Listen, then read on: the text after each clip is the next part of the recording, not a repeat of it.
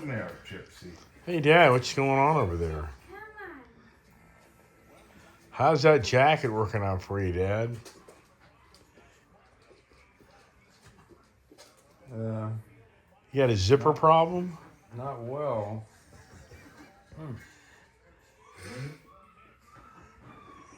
How the hell is that thing hanging so well?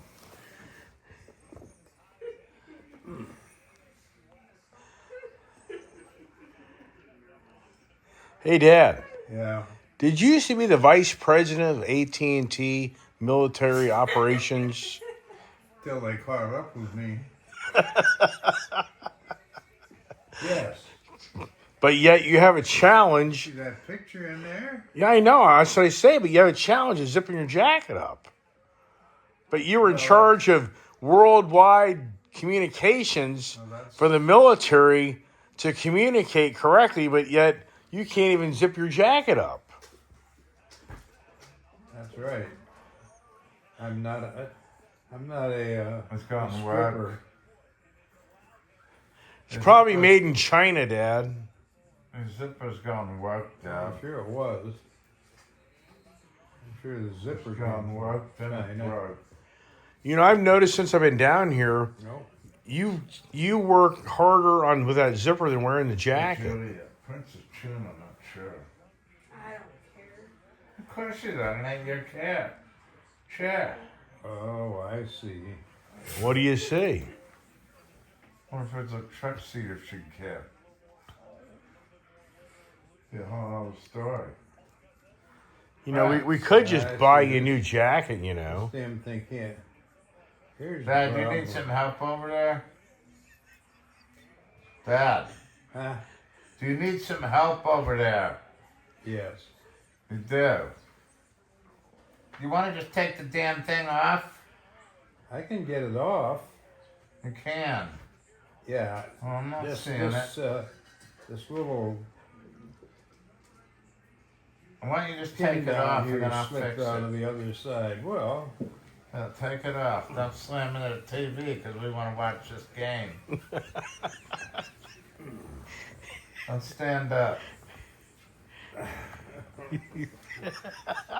was going to choke himself to death when you call 911.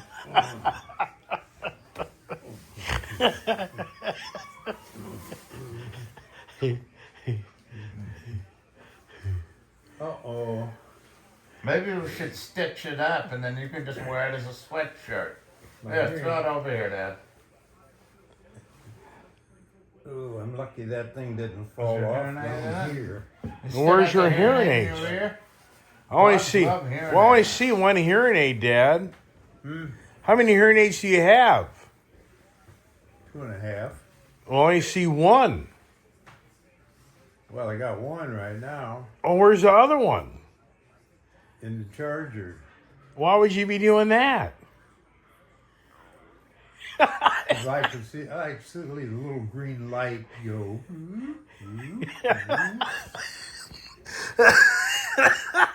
But why wouldn't you just charge both of them at the Hey, same Dad. time at night? Dad, Dad, this makes no Dad. sense to me.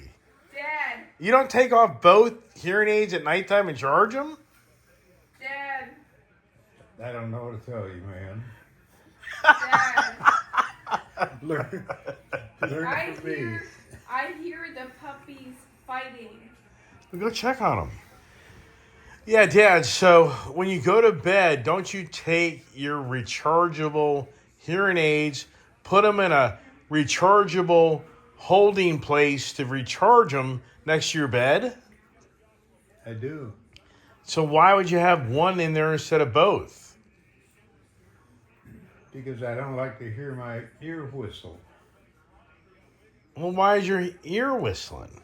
Because That's the a wax wax. is built up to the point where it's causing the hearing aid. Have to you ever heard of whistle. the company called Q-tips? They don't work for me. They work. Why don't they work?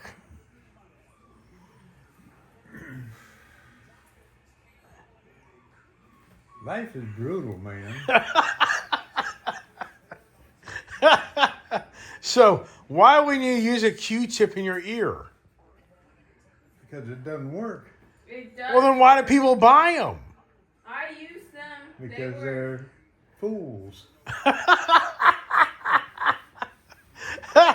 So why are you scared of a Q-tip? What happens? They just compact the I wax wouldn't- down into the further down into the canal. I wouldn't zipper that up anymore. I just put it on and don't zipper it. That's not good. Why do you like that jacket so much?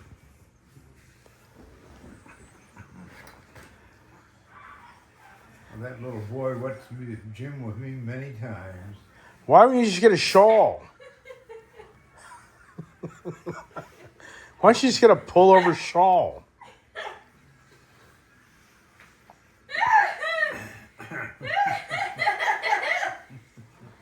What are you going to do? Are you going to put it back on? Maybe tomorrow. Maybe it's time for us to go Not to... up to it today. Yeah, well, maybe it's time for us to go to Bell's, just buy you a new, nice, light jacket. Yes.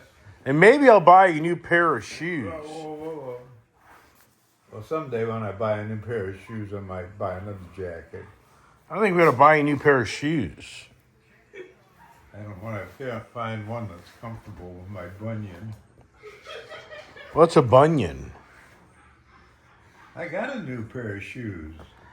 Oh, then why don't Those you... were good in the box. They're lasting a long time. Right down there in the box. Well, why don't you wear them? I forgot. You forgot. They're too thin for them. They don't have the hole in the side for the corn cob. You gotta get some shoes off the farmer's market. Hey, I popcorn. always have a new pair of shoes spare. Huh? So if I start wearing them, they aren't. Well, spare. you gotta get the farmer's market one. The left-hand shoe has a cutout Hey, for a corn cob. popcorn. I Yeah. thought you had a pair of sandals that were black with little individual pokey things to help articulate blood flow in your feet. Right down there's the box. Well, who bought them? Did I buy them? What size are those? I don't know. What size were those, David? Huh? What size are those shoes? 11. They're not wide enough. Right. Why'd you buy them? Well, I'd have to use my bunion reliever invention and fix them the same way.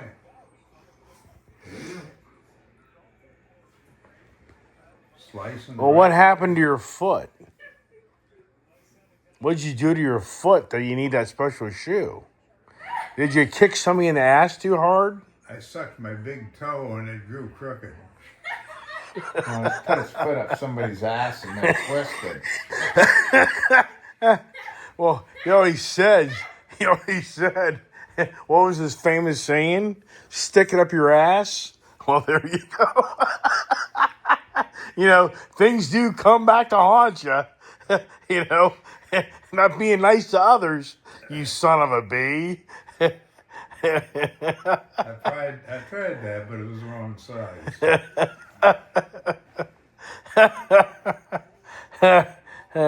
Hey, Dad, where's Dave Gergis when you need him, right? In prison, I hope. Gee, that's nice. Your so-called associate director friend in telecommunications that tells people he's going to put cinder blocks on their feet if they don't agree to give him a contract and throw him off the bridge. Who, me? Hey, so Gary Esri calls you. Who, me? Did he actually say that, Trace? What did you hear he said? I heard he said that... Gergis sells that vice president with EDS. Where I come from, we put cement concrete blocks on your feet and let you walk into whatever the river. He left the room and called probably Perot. I don't know. He called some executive. Ross EBS. Perot. So you're Oh. telling me that Dave Burgess is in the meeting room Well, at a conference. That guy calls Esri, our chairman, and I get called out of the meeting as Esri. What did Dave say to that guy? I told him. He said, "Really?"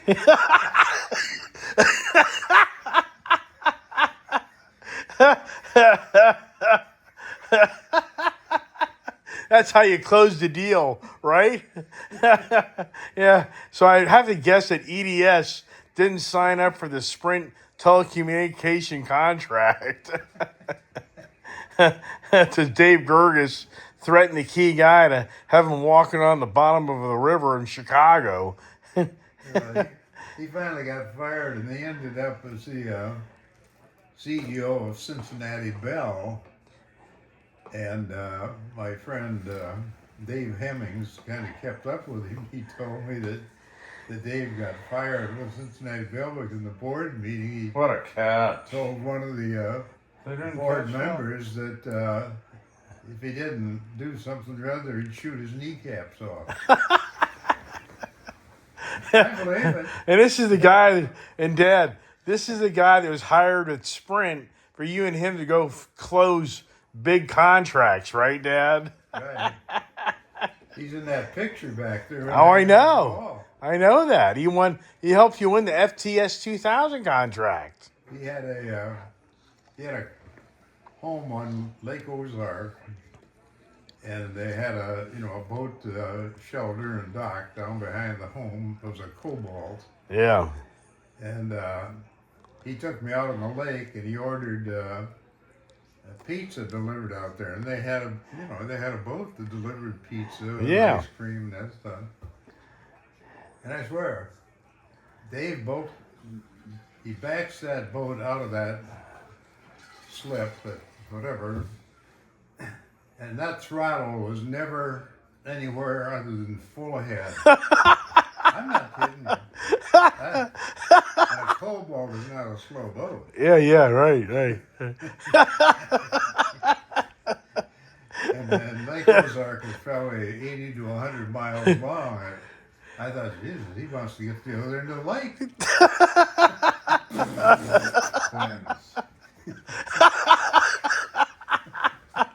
And it's almost dark. Yeah.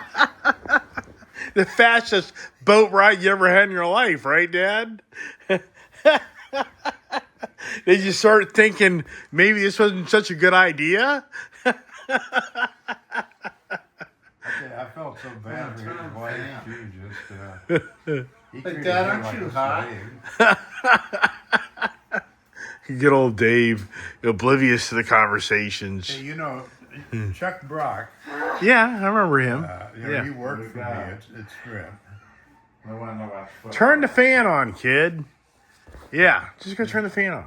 And Chuck Brock and I want you all to suffer through what I suffer through during the night with no fan or no air conditioning.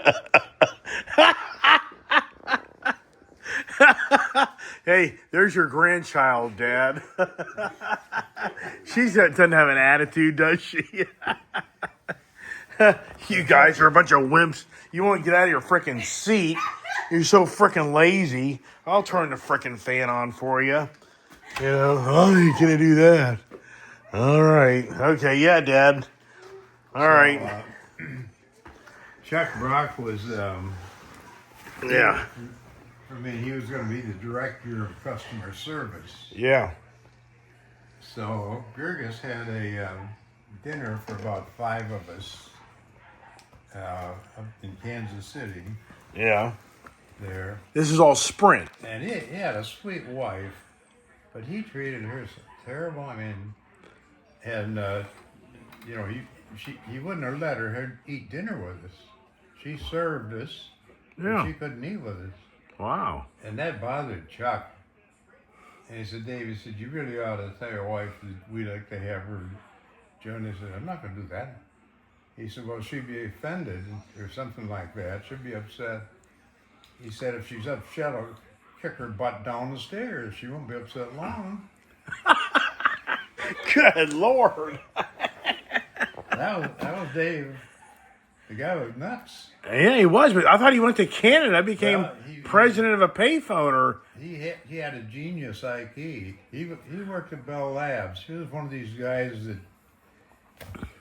studied the flight of a butterfly to figure out what. the flight of the butterfly? A monarch? Or this is the monarch conversation?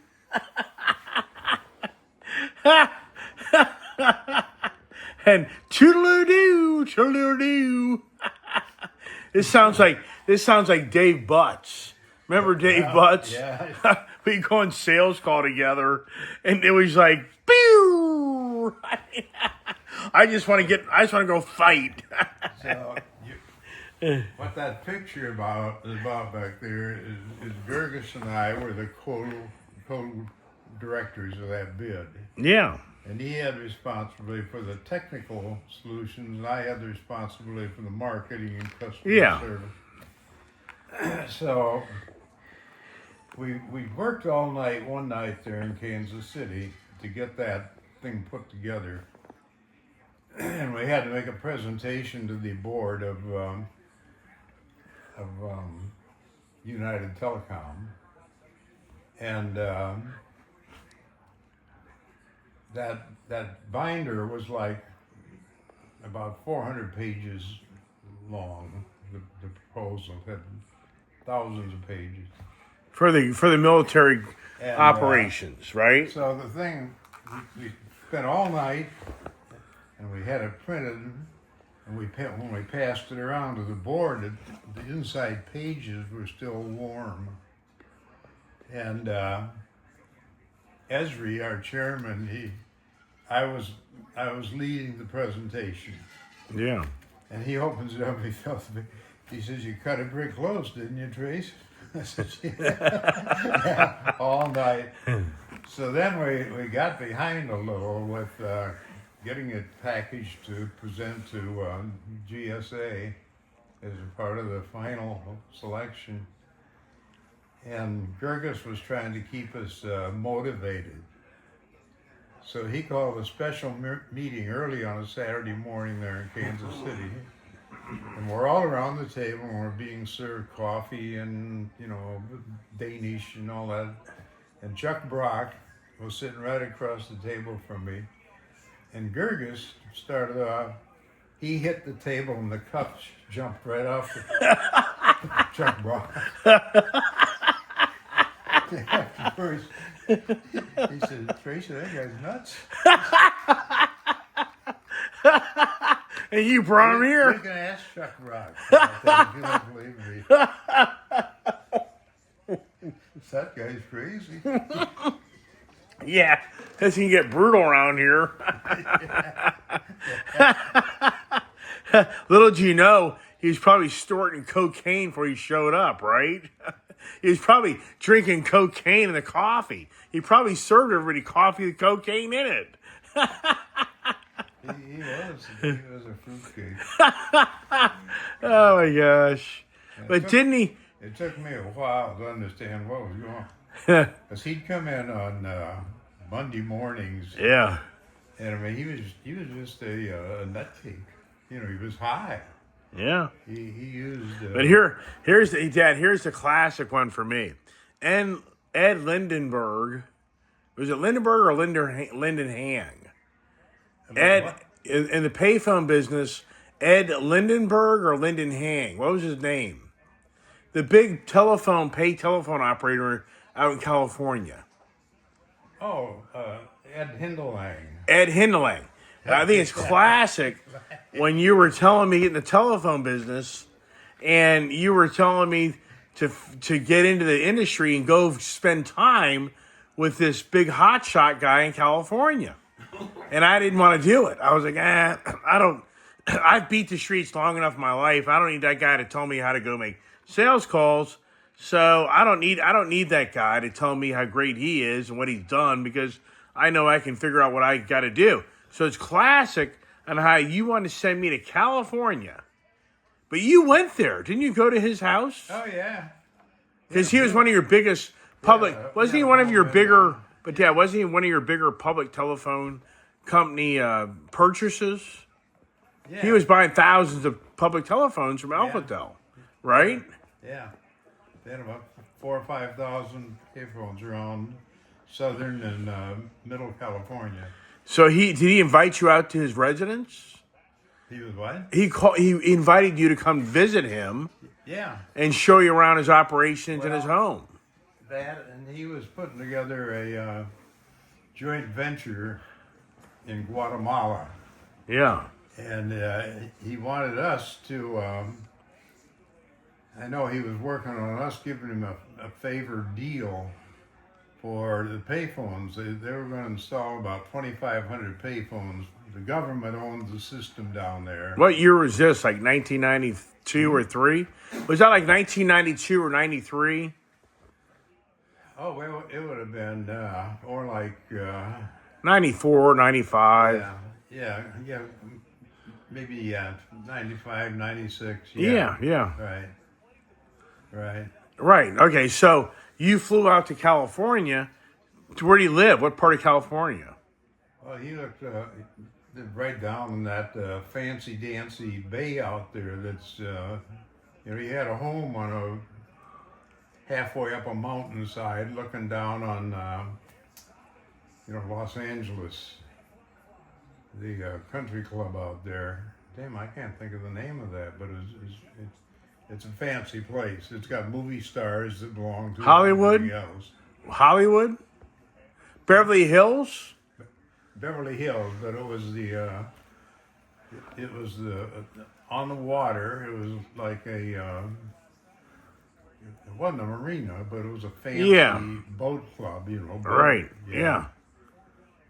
And Ed took me to dinner there with him, and there was some, I don't know that we ever met any movie stars, but there were some nice-looking women and men. And Well, the nice elitists. It was the elitist club. Yeah. Well, he had a nice home, probably about a 4,000 square foot home, and he had like a Grecian garden behind the home Yeah. with walkways all through it, by a couple ponds, and then he had a guest home in the back, and that's where we stayed. Al Quiros and I went out there. And we stayed in his guest house. His guest house was like a 2-bedroom bungalow. I mean, nicely furnished. I bet that property was worth, even back then, $4 or $5 million. Wow. Since you unloaded a Because gallon you're- of vodka there, and I can sleep. And It pissed all over there. Yeah. So you. so Ed, he and a couple partners already had some TV network businesses in South America. Well, they had one in Haiti, and the government took it away from them. But Ed was a big dealer, man. He was Right. So you were very impressed with him. So back in 1996, when I started the telephone company, you were really, really pushing me to go out there to hang out with him, to learn the inner works and how he became so successful. And I didn't want to do that. I resisted it. But then you fast forward, was it 1998? Was it 1998 when you opened up the Wall Street Journal? Yeah, And was it about 98 or 99? 98. What happened? You were back in Sarasota, Florida, your office. Yeah, we were still talking about, getting into this joint venture with him in Guatemala.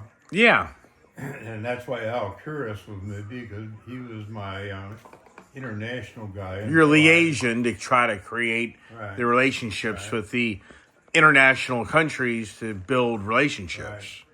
So I'm reading this article in the Wall Street Journal about this guy that had been part of a group that had developed this technique or this strategy of bringing drugs in high-speed boats and anchoring them 2-3 miles off the coast, and then sending boats out to them to bring the drugs in. But where? But where were they doing this? Down in the southern coast of California. Okay. Yeah. So you're reading this article about this. So this article is telling about how this was a brilliant strategy, to get around having to go through customs and all that stuff. But the more I talked about it, then it named him Ed Hinley.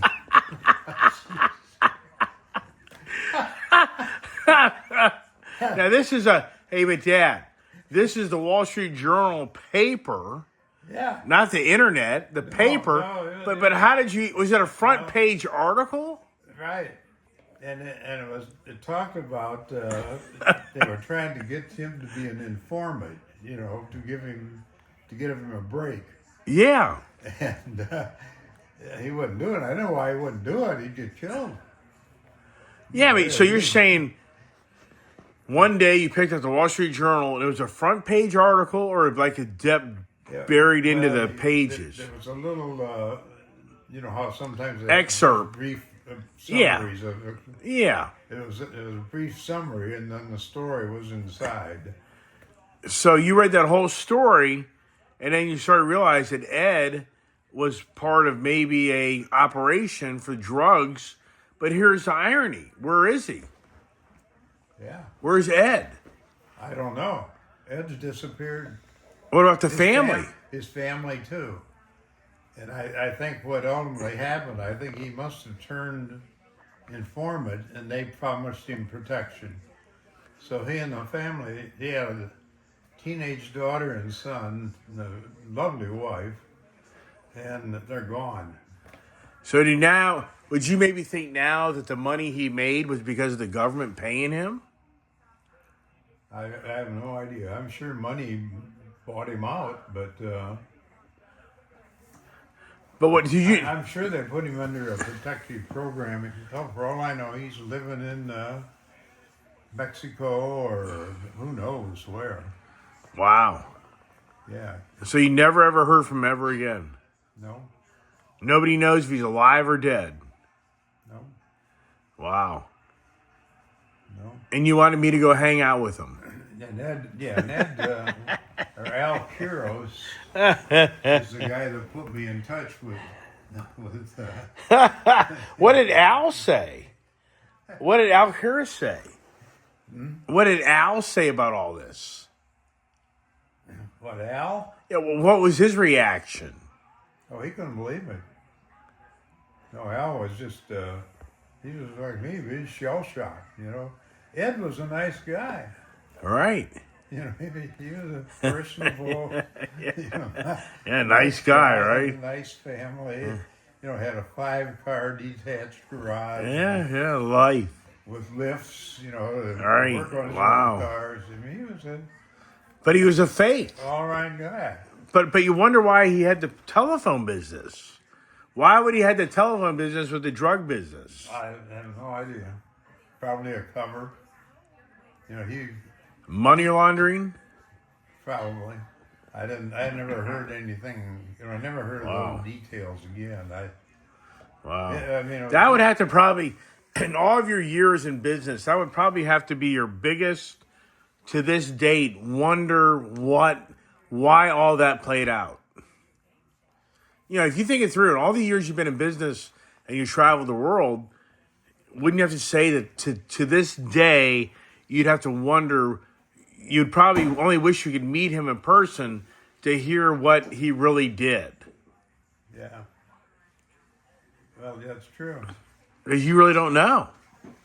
I've never tried to get a line on him again. Well, it's risky. Right. You could be part of what they think. Yeah. That was the other thing. I didn't want to touch it. Right. Yeah, so to think back, how the drug lords could have shown up at that house when you were there, or I could have been there. Al Pierce and I talked about that a time or two. Gee, what if, what if some of his drug running buddies decided he'd do something? Right on them, right. Yeah, so hey, Dad, Yeah. who, me? You're standing there, who, me? I don't have anything to do with this. Rat-a-tat-tat. Oh, my gosh. All right. More stories from Popcorn to be continued another day. That's a great story. Good night.